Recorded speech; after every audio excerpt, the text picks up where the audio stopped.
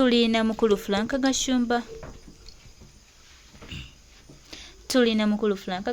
era ng'olunaku olwaleero akyaddeko mu maka ga His Excellency Delegate President of Uganda Kyagulanyi Ssentamu Robert Bobi Wine munnange ng'amwebaza olw'obuvumu bwe yakozesezza okuggyako nze mumanyi disagreements zange n'Ekyagulanyi but the facts zezo omukomoso era nga mukulu Gashumba ategeezezza nti omukulu Mathias Mpuuga Nsamba mission yali yamwebwa ku State House yakuwa His Excellency Kyagulanyi Ssentamu Robert Bobi Wine Butwa era nga Gashumba atutte bazaakwe olw'obuvumu n'okuba nti Katonda yalabira wala His Excellency Kyagulanyi Ssentamu Robert Bobi Wine n'amuwa amagezi ageekongolako abalabe ababa bamusindikiddwa era nga bano kino kankikugambe ebigambo tujja bimanya buli omu mission yamutumibwa tujja jiwulira mpola mpola anti muwulidde abaliraanya mwami Museveni ababeera mu State House abaliraanya Muhoozi nabo batandise okutegeera nti Mpuuga batandise obyogera kakati nno Mpuuga nze mumanyi disagreements zange n'Ekyagulanyi yakutta Kyagulanyi tubizudde Frank Gashumba abituwadde tweyanziza nnyo Frank Gashumba webale nnyo okutuwa ate ku bubaka bwe tubadde tutamanyi munnange abamu olusadde bagamba bannange lwaki Kyagulanyi yagoba Mpuuga baganda bange amazima gatandise okuvaayo amazima gatandise okugeerabira amazima gatandise okugategeera era ebintu bagamba nti amazima tegalwa facts zezo tweyanza nnyo Frank Gashumba igwe alabisa Mpuuga ng'asinza Kyagulanyi kino kankikugambe take it from me abantu bonna abamatalinga mu Buganda ne Catholic Church balobingira Mpuuga bamuli appointing Kyagulanyi n'agaana. You're saying this to me for the first time. That's how badly Mpuuga wanted that title. The Catholic Church, yes, people that matter in Buganda, and yes, they lobbied for him ne bagaana Kyagulanyi n'agaana. Ekirala ne wali baddewo option Mpuuga aluzinga omwana asigaze ekifo yali luzinze omwana asigaze ekifo kya lopo ekyo.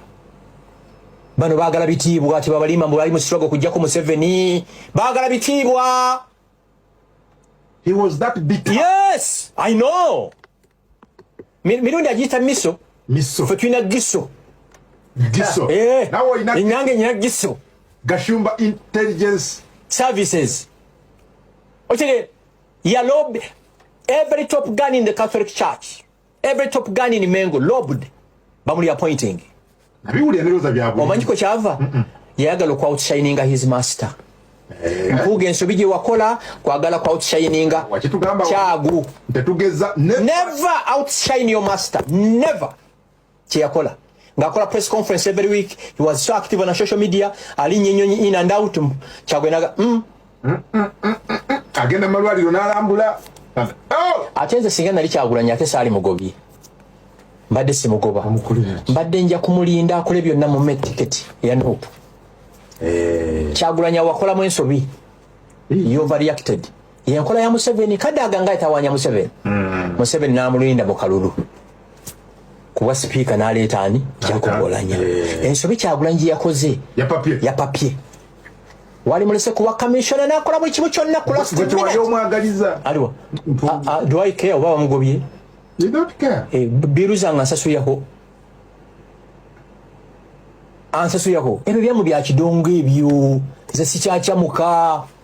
Okay, ngalugera okumulabera kogambye nze omuntu gwe ndifendinga 24 hours mumanyi olina kogambye kaliwa nti Mpuuga atambulenga n'ekifaananyi kyakyago oba agenda mu kyaki ono Kyagulanyi oba mu motoka oba mu ddiiro oba mu ofiisi. Kino kankikugambe ani yafudde Mpuuga kyali tayitez ebbiri? Answer me. It is Kyagulanyi.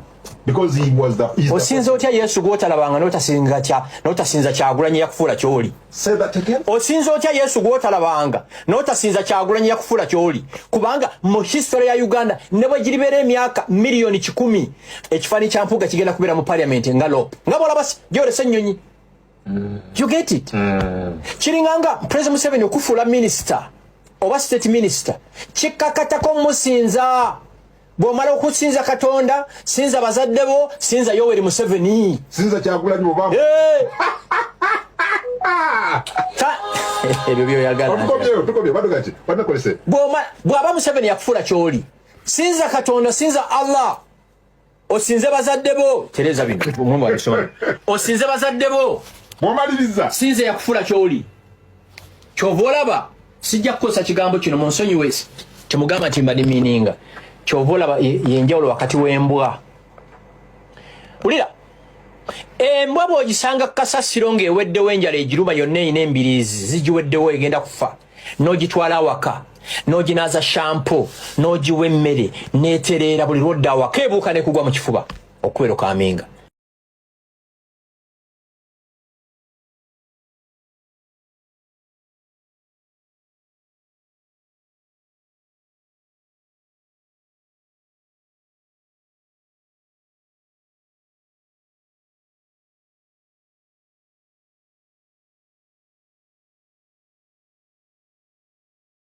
but the facts zezo hulira igwe alabisa mpuga ng'asinza kino kankikugambe take it from me abantu bonna abamatalinga mu Buganda ne Catholic Church balobingira mpuuga bamuli appointing Kyagulanyi n'agaana. You're saying this to me for the first time. That's how badly Mpuuga wanted that title. The Catholic Church. Yes. People that matter in Buganda. And yes, they lobbied for him ne bagaana Kyagulanyi n'agaana ekirala. Ne wali baddewo option Mpuuga aluzinga omwana asigaze ekifo. Yali luzinze omwana. Asigaze ekifo kya lopo ekyo. Bano baagala bitiibwa ati babalima mbu bali mu struggle kujjako Museveni. Baagala bitiibwa. He was that bitter. Yes, I know. Mirundi agiyita miso. Miso. Fe tulina giso. Giso. Nawo inyange nyina giso. Gashumba Intelligence Services. Otegere, yalob every top gun in the Catholic Church. Every top gun in Mengo lobbed. Bamuli appointing. Nabiwulira neroza byabwe. Omanyi ko kyava? Yayagala ku outshininga his master. Mpuuga ensobi gye wakola kwagala ku outshininga kyagu. Tetugeza never outshine your master. Never. Kyeyakola. Ngakola press conference every week. He was so active on social media. Alinnya ennyonyi in and out. Kyagwenaga. Agenda malwaliro n'alambula. Ate nze singa nali Kyagulanyi ate saali mugobye. Mbadde simugoba. Mbadde nja kumulinda akole byonna mu metiketi ya Nuupu. Kyagulanyi wakolamu ensobi. You overreacted. Yenkola ya Museveni kadaga nga etawanya Museveni. Museveni n'amulinda mu kalulu. Kuba speaker n'aleeta ani Kyagulanyi.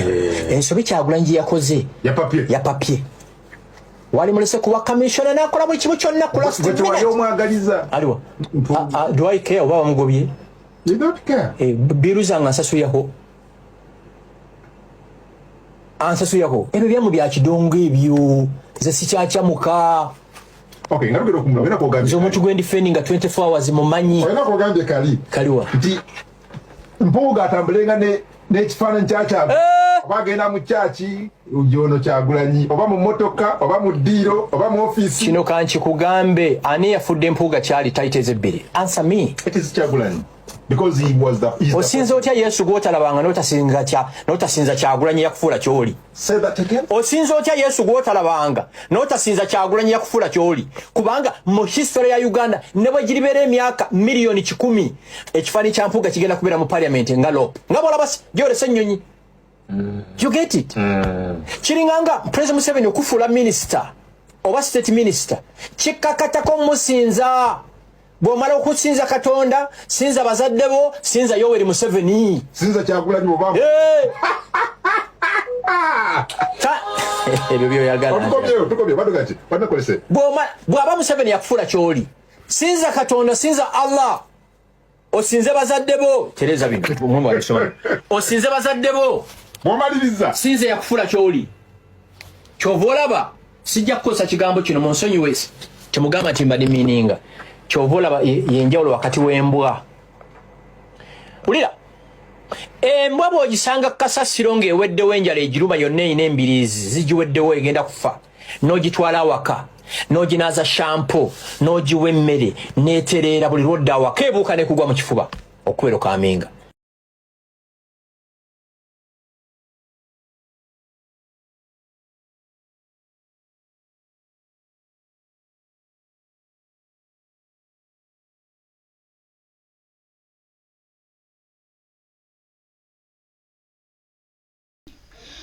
Frank Gashumba ebibyo we bityo we bitambula baganda bange muganda wange nyongero bajjukiza nti Frank Gashumba ebigambo abyogedde byonna bye tubadde twebuuza bye tubadde twekwese byo Gashumba amaze okubanga atuwaddiko ebizaabi nkugambye gye yafunira ebitaano bye teyankubirako simu nanga nti Gashumba kwatayo naawe obukadde butaano weeyagale ebyo bibi afe n'entalo ze ekitegeera ku bitaano yampaako byeyafuna kungu nze siri mulonzi siri ndiga kati nawulidde waliwo n'ezaabeegasse zo nazo mpulira nazo yazirimu mpulira isaidi mpulira sibiriimu bino byebagamba mbu mukatoliki nonsense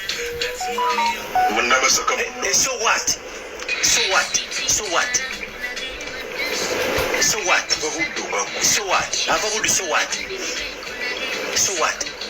Omuntu gwe nalibadde nkubira engalo gwe nalibadde nzijukira nnyo ye Judy Mbabaali eyasaba Masaka afuuke site kubanga for the first time in the history of Masaka after 1979 war olaba Masaka yaka streets singa badde Judy Mbabaali mbadde muterawo omubiri kubana nettaala ezaaka mu Kampala mu Masaka kakati n'enguudo Judy Mbabaali yali chairman wa Masaka mpuuga no mukati w'ekimunange yes mukati w'ekimunange yazembeza ye Bishop Jumba ebigambo by'abalonzi ndiga bamutwale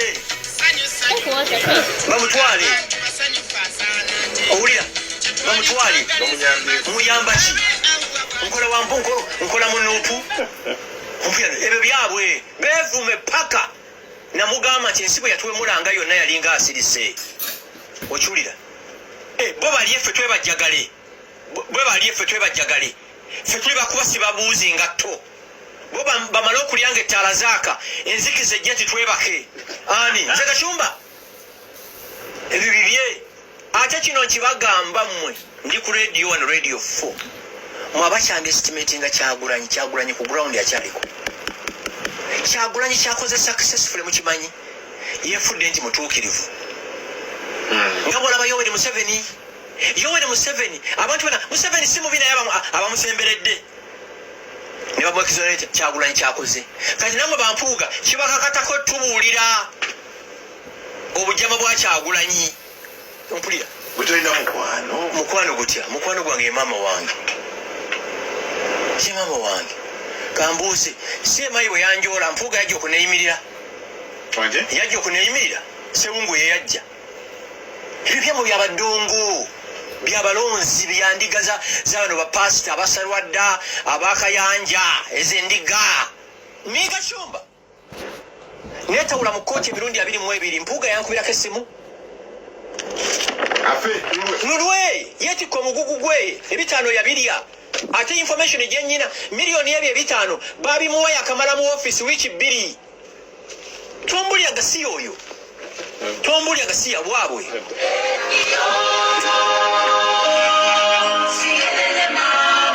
Kochekome musatu tonyeza usat radio 4 ensonso zile 10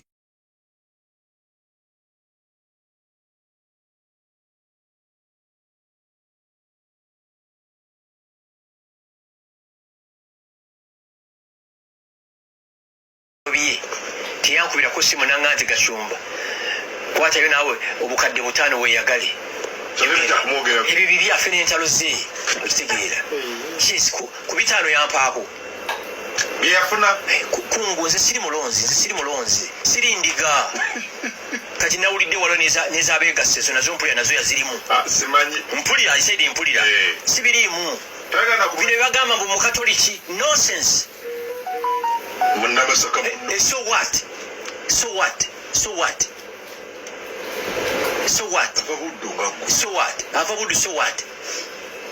So what?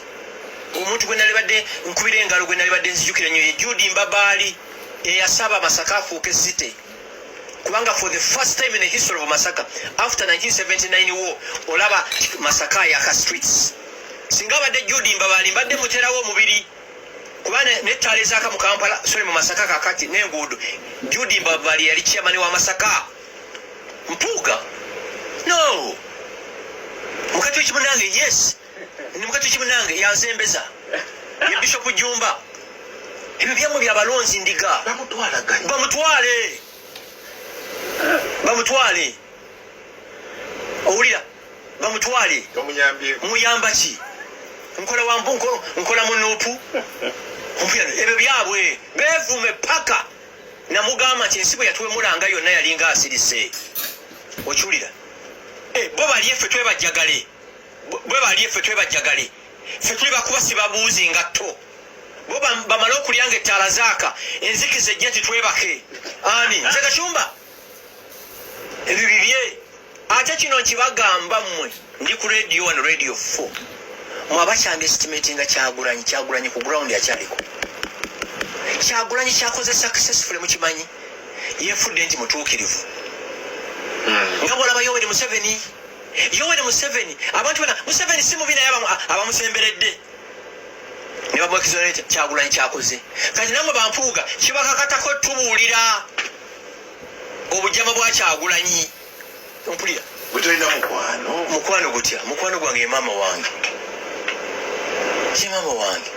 kambuuze si emayi bwe yanjoola mpuuga yajja okuneeyimirira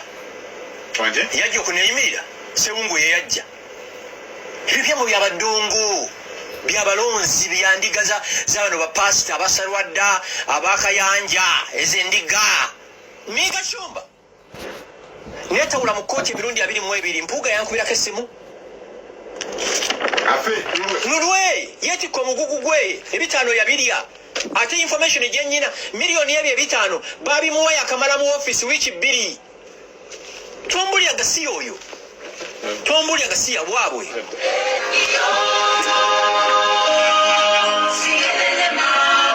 Kochikobe musatu tonyeza usatu radio 4 ensonso zile 10.